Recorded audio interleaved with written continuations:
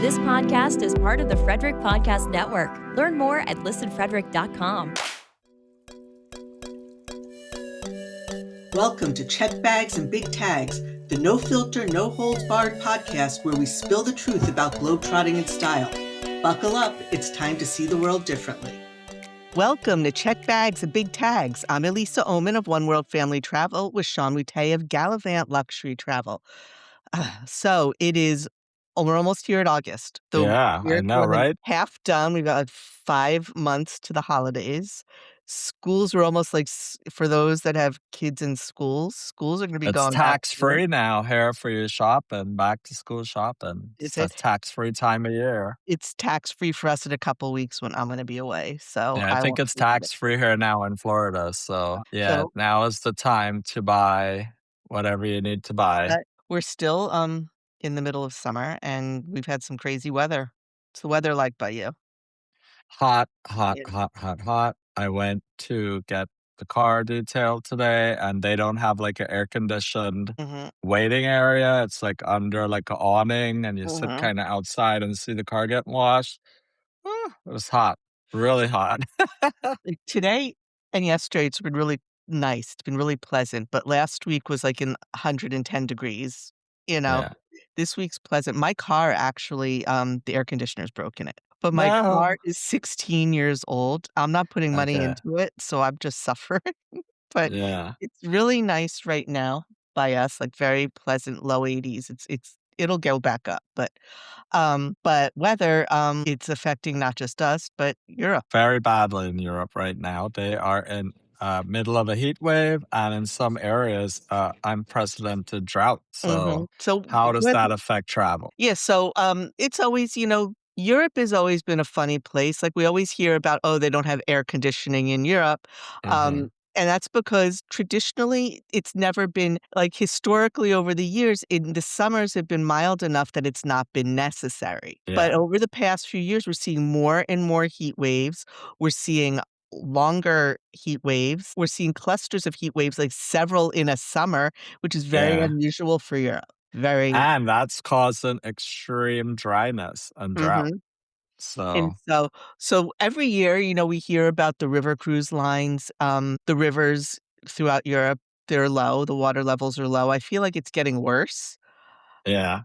I so. almost don't wanna sell my clients river cruises during certain months, Right, and I honestly do steer them away from certain months. I say, "You know what? Late May, early June, good time. September, right. usually the drought is over," so I kinda steer them away, especially now with the heat waves. Uh-huh. July, August are a big no-no. I 'Cause will not sell it. 'cause It's what we're talking about is because I try if people want a river cruise in the summer, again, try and steer them away, but if they really want it, I'm very upfront with them that yeah, the rivers it's not like an ocean cruise where, the water level isn't yeah. affected because we've been having the Rhine, for example, normally runs 10 to 20 feet. It has been down to, like, 5 feet.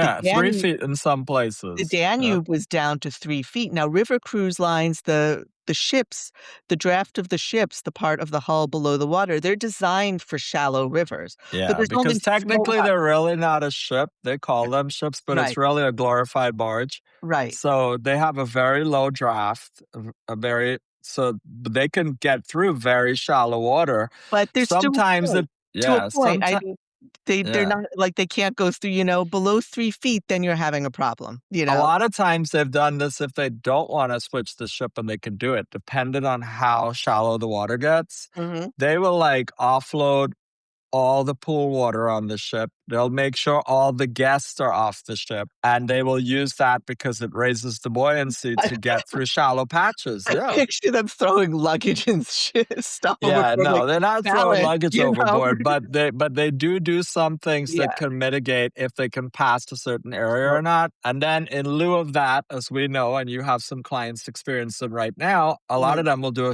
a ship swap. right. So, So my certain client is cruise buying lines do now. have ships that Yeah, match up identically. yeah, Viking, a lot of them have ships that are identical. But if you start going with some of the more boutique cruise lines, they may not quite match up right. as accurately. But in general, I think, and I hate to say this, Viking handles the ship swaps better than everybody else because their Mhm. ships are identical. Right. They are, so they could even put the passenger in the same number cabin when they switch you Exactly. over, So, which like, is what they do. my clients right now are on Uniworld, and I knew ahead of time something probably would probably do need to make a ship swap. But they did. They had booked on one ship, and due to the low water levels, they were put on at the beginning of their cruise a different ship, and then they were gonna switch back to their original ship around, like, day 5. And it Yeah. wasn't they were sister ships, but not identical, you know? And Yeah. it worked out well for them because my clients were in suites and stuff, and so Yeah. it worked out for them, but I happen to know the cruise before them, where they were actually on their original ship. They sailed it for, like, a few days and then switched ships to Yeah. one of my clients. They were asking for people to actually, reschedule. Yeah. They needed, like, 15 people to reschedule, so it worked out fine for my clients, but for people who maybe were not in suites, it was not working, for people in the lower categories, Yeah. and I'm not sure if they found those people or what happened with that, but that is a possibility. So if you're sailing in the summer and there are low water levels, you need to understand that things will be might very well be adjusted. You may switch out ships. The ports. Now, we got a letter from my client stating that they were still working on the ports, and they were hoping to keep the itinerary as close to the original as possible, but they would be spending a little more time in the Netherlands because they were starting in Amsterdam. I have yet to hear exactly from my clients what happened there, but so your ports may be switched. An extreme solution, but one river cruise lines are known to do, is if they really can't get into ports, they will offload everyone and bus them between destinations. You Yeah. need to be prepared So for that. the other thing, like as you said with the busing, I Yeah. would much rather a I have such a hard time saying ship swap for some reason. Switch ship. I would much rather a ship swap Yeah. than to end up on a bus tour.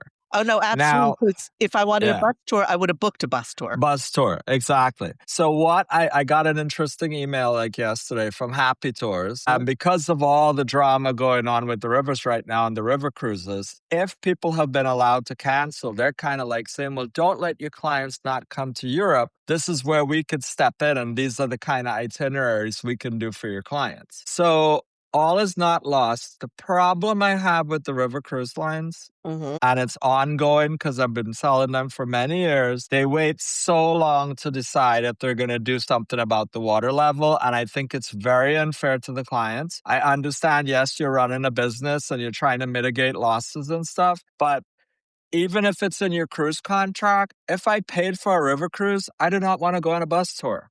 Right. I'm So fine. give me the option to reschedule, Right. change, that's something I'd be happy with. I'm fine if you're switching ships. I'm fine if you're adjusting ports. I'm still on a river cruise. Yeah. But again, there's a reason, my clients or me or whomever picked a river cruise, Yeah. and it's because we don't wanna be on a land tour, and we wanna be Yeah. sailing through Europe. So I get what you're saying there because, Yeah. I think don't some like, Avalon offers guests the option to ship to an actual, like, Globus or Cosmos Yeah. art because they're Land partnered tour. Yeah. land tours, and so because the one thing people need to understand is when they start it's in their cruise contracts, when they start making these adjustments, which is the cruise line's right, they're not giving you refunds. They No. no, you're not getting compensation for this, it's very clear upfront. Yeah. So that's why it's also important to have travel insurance. Mhm. Again, it's another time where we'll talk about that. Having some type of travel protection could help in these situations also. And it's Um, also why you should be working with a travel advisor who could keep you apprised. For example, yeah. I had heard from a travel agent that the cruise before my client, the exact one, they were going the cruise that was sailing from Basel to Amsterdam, where my clients were going to pick up the cruise. I knew there was ship swap. I like You on the see, you're having a problem with it now too. the cruise ahead of my clients. So what I did was I just proactively I sent them an email saying, "I'm just giving you a heads up that the cruise before yours, they're experiencing low water levels. They're switching ships midship." Yeah, And I told them, I said, "No, nothing has been said about your cruise yet, but I want to give you a heads up what could possibly happen, what they are doing." And I reminded my client also that we spoke about this when we first scheduled the cruise. mhm, It's in the cruise contract. It's in their cruise lines and Uniworld's terms and conditions. It's in the cruise companion yep. that I sent them. I let them know that this had been available to him, this information, in several different places along the So way. I have like 6 different couples going on river Yeah, cruises again for the yeah, year. Luckily, they're all in September, so I'm hoping this drought and weather yeah, situation has pretty much abated by then. One of them is on the Danube, uh-huh, and the other one's gonna be on the Rhone in France. okay. So, you usually don't hear much about France Don't hear having much about the Rhone at all. yeah, It's yeah, Danube you and don't Rhine. usually hear that when it comes to the low water, Yeah. so hopefully those will go well, But you but know? working with a travel advisor, so I was proactive and gave them a heads up then. So then when we got the information about their ship swap, I sent them another email. It was not a surprise to them. Yeah, And they've had no problems. Again, they were also in suites. My client was in the top level, the uppermost suite, and so they maintained that that was not a problem, but they knew it was happening, and they could never yeah, deny that they never heard about it or knew about it or anything like that. So that's why it's good to work with a travel advisor because 'cause we're always monitoring these situations because we yeah. know every year the river cruise lines have these issues. So we're monitoring, we're on top of them.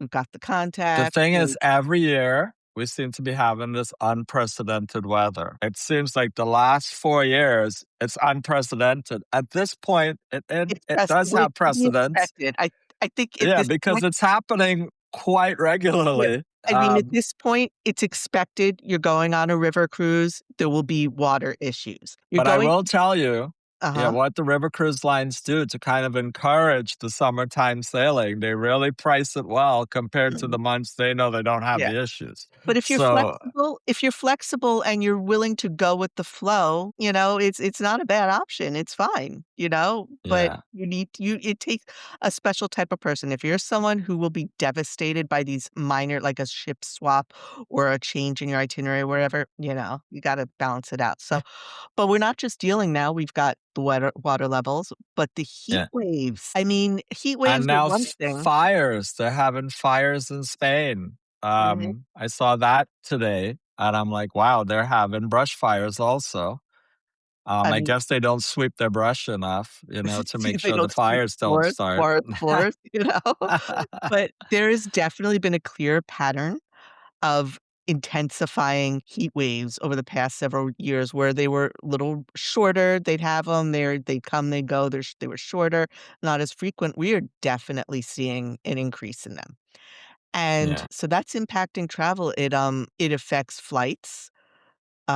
I'm not sure exactly Some how of the tarmacs literally start to or melt. melt, and the weight of the plane becomes a problem on the tarmac that they Mhm. take off and land from. So this intense heat can cause a plethora of problems, I mean, in your travel day.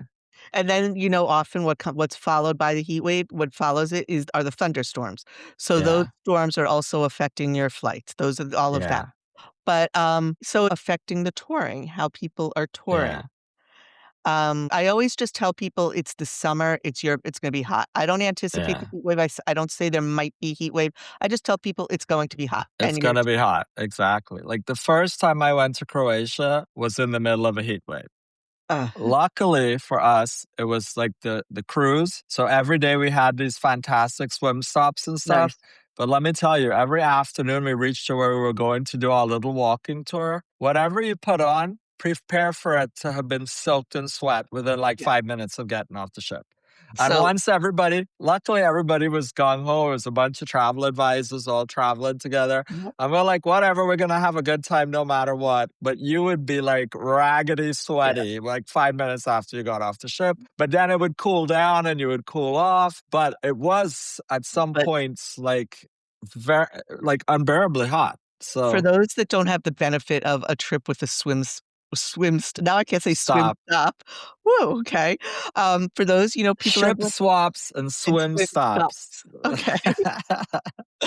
So what do you do for that? One, when you're booking, in the summer to Europe, always ask your hotel if there's AC, and you have to Yeah, ask. You can never yeah, assume there's no. Now, why isn't AC so prevalent over there? One, because it's never been needed in the summers. Two, the architectural design of many of the buildings in the cities, just couldn't sustain the air conditioner. yeah. Plus the environmental impact. They're very conscious of the environmental impact of the air conditioning. So that's why a lot of buildings, especially the homes, they don't have air conditioning. So you can never assume that your hotel has air conditioning. You need to find out from them if there is air conditioning. Is it in all the rooms and not just the public spaces or vice versa? And also, when is it switched on and off for the Yeah. season? You need to know that, So Remember, never. I encountered that last year with some of my hotels because of the time they were traveling, and they had Mhm. already decided it was time to turn the air off. So, luckily, luckily, in the hotter places, the AC was still turned on in Italy, but Mhm, further north and stuff, it was not. They actually are mandated by the EU and the government mhm. for that switching on and off of heat to cold and all this. And then a lot of them, the HVAC systems operate a lot differently to here. They can't just be switching back and forth between heat and cold at a whim. It's either the heat is on for the whole building or the cooling is on. It's not like zoned like the US or Yeah, like we could even go into our own hotel room and decide I want heat even though it's 100 degrees outside. right. Like they You don't can't. have that level of granular control over the HVAC. So this is things that people have to realize. People have traveled to Europe a lot. They know, but it's definitely if you've never been, um, it's No, some things that you can encounter. don't just assume that your hotel has the air conditioning. It's something to verify before booking, not after you arrive. And that's Yeah. where we come in. We could help you with that as well, but, never assume. Um, But some of the hotels don't tell the truth when you ask them if they have air conditioning. That's my mhm, caveat. Is your air conditioning on? Yes, it is, sir. And then my clients got there and knew it was not on. mhm, Right. So after several phone calls, so could be a little frustrating. So again, I try to figure out the best time of year for them to travel. If they're people who must have this pump in AC, then okay, I'm going to send you in June because yeah. by then the AC is on in all these places, but it's still not hot outside where that they won't feel this American level of coolness. So, So when you're touring, so what do it's common sense, but when you're touring, in the middle of the summer and it's hot, don't treat your trip as a death march. All right? Understand that yes, you wanna see everything, but you're going to have to make some adjustments here. Do your touring yeah. early in the morning, later in the afternoon or the evening, and build in that Take buffer. a siesta. There's nothing better than a siesta. But once the hotel has air conditioning. Right, it's like your hotel has air conditioning. I'm going to Europe in 2 weeks. 2 weeks from today, I'll Yeah. be in Venice, and it's been, hot there. It's been, like, kinda like here, but Yeah. I've got a fan. We have air conditioning in the hotel, but I run hot, so I'm bringing a fan with me that I have a little portable fan that I always keep on my nightstand. I also have one for my purse. I'm sorry, I'll be that person walking with my fan. Sorry, you You're might. like that lady on all the signs in Florida here. Is your wife running hot? You Uh-huh. need to get AC from whoever. Yeah. He's actually a client of one of my friends. Really? Yep, Yeah.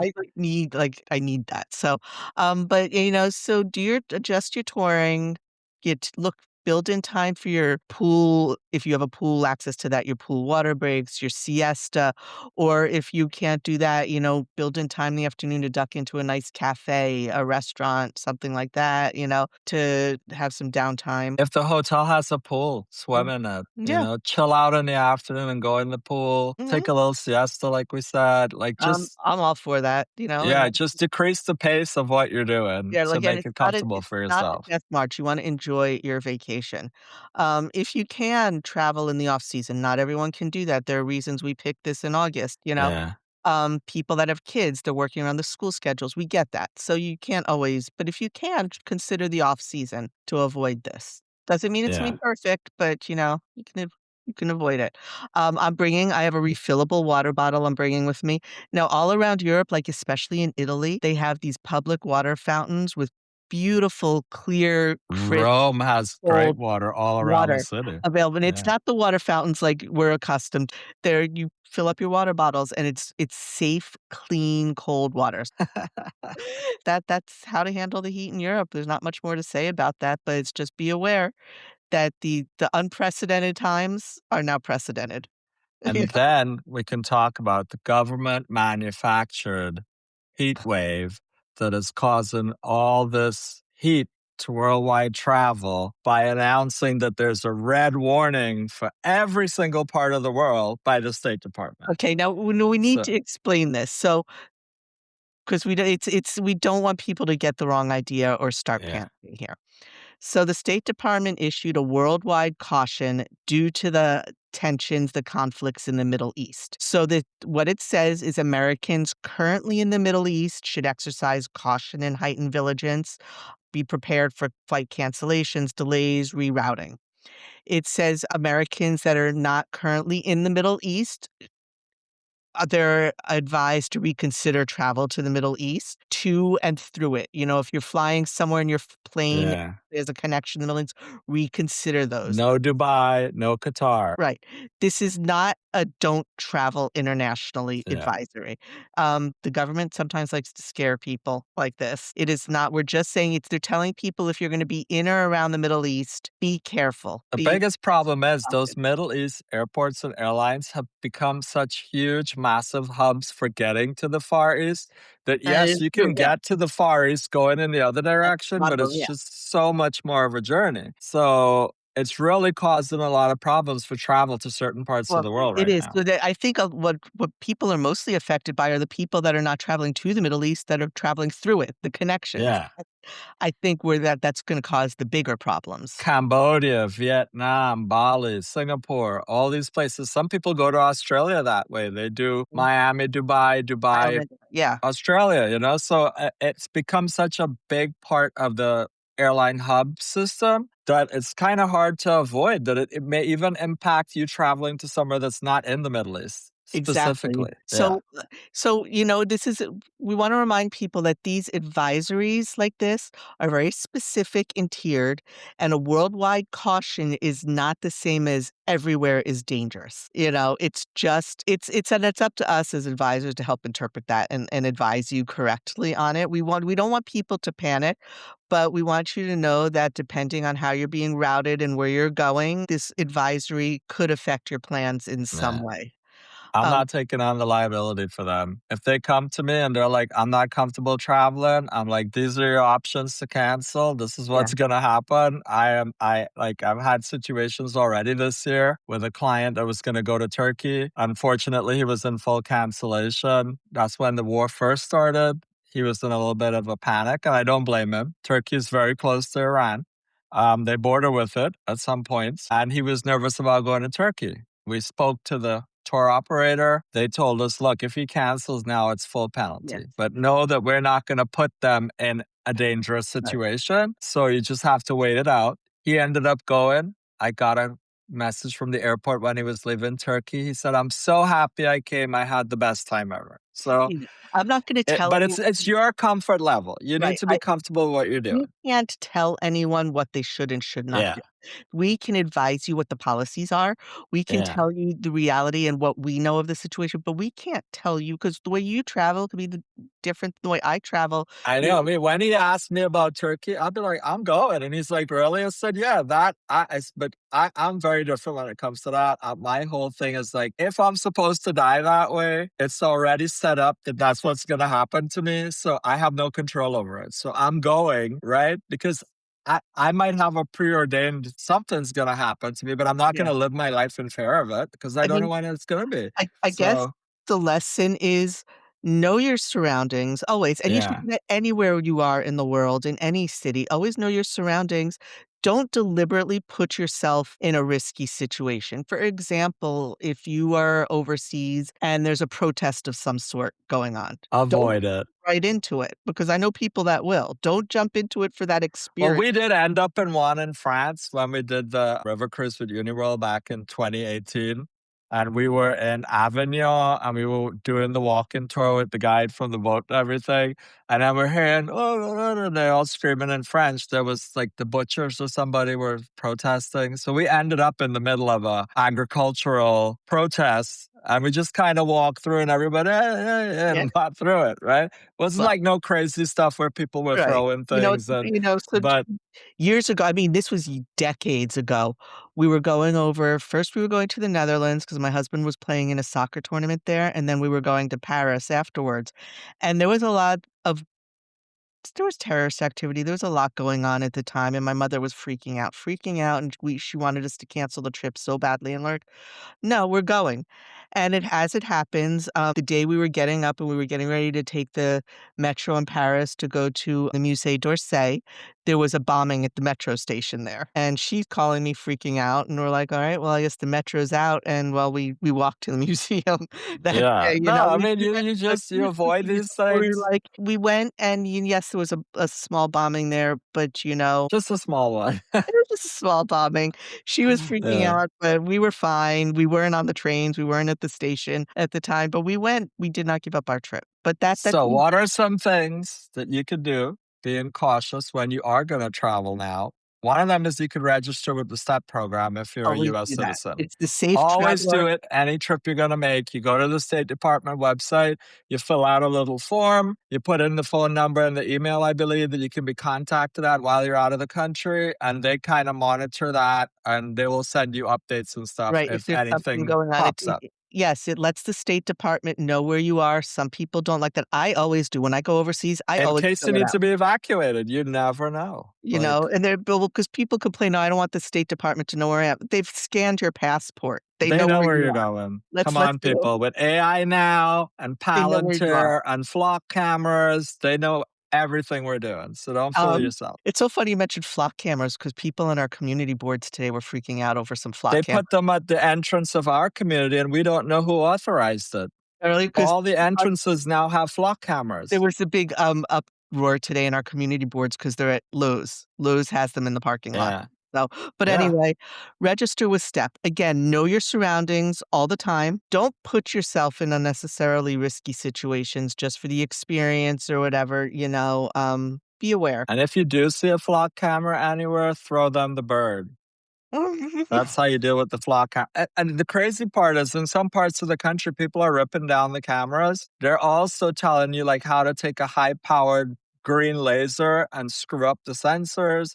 Like there's a huge pushback on this whole flock thing, right? So you might be traveling and being flocked when you're on your vacation. Just know that if you're in the US or other parts of the world. So But no, it's your personal when you're traveling, your personal comfort yeah, level, yeah. where and how you travel. Just, don't be stupid, don't take unnecessary risks, that's all we can tell you. Segueing from there from don't be stupid. Oh Don't my be god. stupid Now we're talking into about don't be maybe your disgusting. comfort level is a little too comfortable. That's Now where we're we're going with this segment. don't be stupid while traveling to don't be disgusting because we're starting okay, this is our segment of travelers behaving badly. Honestly, I wanna throw up every time I think about this. I tried pulling up So the this video and first one, when I saw this online, I was like, gagged. I A Carnival I passenger was filmed scratching her barefoot at the buffet, then upgraded to using a metal fork mid-meal. So she took that buffet fork and scratched her grungy feet, right? And thought that that was the okay thing to do. and the Of course, it video, if we're landed up not on the making this up, internet. there is video, and I'd seen it once and thought I was gonna die, and then I tried pulling Yeah. it show my husband, and as soon as I did that, I wanted to throw up again because it's disgusting, people. That's gross. So Carnival actually had to send a letter to the passengers saying the guest was addressed about this and the fork was pulled from service, like But some who poor. knows how many other forks she used before she got caught using the one she did get caught using. I was like, She disgusting. might have had some fungal infection on her foot the whole cruise. Oh And my then she's like scratching her foot in the God, buffet and leaving her stop scaly fungus it. on the floor. It's Stop like, it. no, that's gross. It's Do not use the utensils anywhere on a cruise ship buy yourself a on your lotion. body, Buy yourself a good right? foot lotion, put it on in your cabin, wash your hands Yeah. afterwards, people, Yep. alright? Because remember, forks are for food, not for feet, I okay? I'm know. getting that Exactly. embroidered for my next cruise. I'm putting that on a T-shirt just in case, forks are food for. But there's just a bunch of things that comes to buffet etiquette. Yeah, or There just is a being like etiquette glass and there being is like a this. glass cover at Mhm, a certain height for a certain reason. Do mhm, not be sticking your head under the glass and going over the food to serve yourself. and, That defeats and the whole purpose of the glass cover, And then we right? hear often, I've heard about people reaching in and grabbing food with their hands. There's a reason there are Yeah. serving utensils. What kind of Yeah. pigs are out S there, like, scooping food in, Savages. Savages. so I'm sorry, but we hear about this all the time. People don't stop being disgusting when you travel. If you save it for your own home. Don't even grab the muffin from the pastry section without using the tongs. You should not be touching any of the food in a shared environment like that with your hands, Okay. right? It's like you want to be in your house, which is fine, and you're grabbing your Yeah. muffin in the kitchen. That's See, not the situation here, people like this, it's right? why you don't wanna eat the food at a potluck, you know? Yeah, yeah, you don't know what's happening at home. She may have scratched her feet with the fork that she then scrambled the eggs I it know for we the shouldn't have potluck. discussed Like I knew we shouldn't have talked about this because honestly, my stomach is churning right now the more you keep Yeah. going on. There's a lot of people that won't eat at an office potluck, like, that's the thing. No, Like, they I will was not touch food I that had a they don't boss see prepared. she didn't wash her hands after using the bathroom. I knew this because I had been in the bathroom, I saw her come out of a Yeah, stall and just walk out of that, and I was just my jaw was on the floor, and she yeah, liked to make food and bring it into the office, and so I was yeah, always making excuses. "Oh, I'm cutting down on carbs. Oh, I just ate. Oh, and yeah. people didn't believe She was me. gonna give you a little cyclospora, and you wouldn't even known. God, so basically, as travelers behaving badly, people, watch what you're doing, mind your manners, okay? Just Yeah. don't be disgusting, yeah. Don't be gross, people. I Don't have be nothing more to gross. say about this. We just Yeah. need to bring it up, so, people It losing was it, quite so the story. It went viral. I'm sure if our listeners look, they will find it. you If could you find wanna the see video. how not to behave on a buffet, on a ship, it's a good Honestly, video for that. if I had seen that right there, I would have called her out. I would have started screaming in the middle of the buffet. Yeah. So, ugh, So yuck. to just kind of then recap, what we've talked about today. Sailing, it's the summer. We've got low water levels in Europe. We've got drought. Adjust your expectations and your travel styles accordingly. And working We with a got a heat wave, so when you're in Europe, you gotta stay hydrated. oh my God. And I'm traveling with my daughter in a few weeks. She's 27, but she's the worst at that. She's the Yeah, worst at staying hydrated. So I'm gonna have to be like she was a toddler. I'm gonna have to be on her ass about that yeah. one because It's she's like, "Girl, don't be thirsty. You gotta drink your water." so, stay hydrated, adjust your travel styles. It's like we said, it's not a death march. You don't have to see everything as much as you want to. Take it easy, enjoy, and relax. And with that, we're gonna wrap it up. So, until next time, everyone, take care. Thank you for listening to Check Bags and Big Tags. When you're ready to book your next dream vacation, be sure to contact your local trusted travel advisor. If you liked what you heard today and want to hear more travel tips and tricks, be sure to hit subscribe and follow us on Facebook and Instagram at Check Bags and Big Tags. And if you have any questions about travel or topics you want to hear, just send us an email at checkbagsandbigtags@gmail.com. Thank you again for tuning in, and until next time, keep dreaming big and chasing those unforgettable adventures.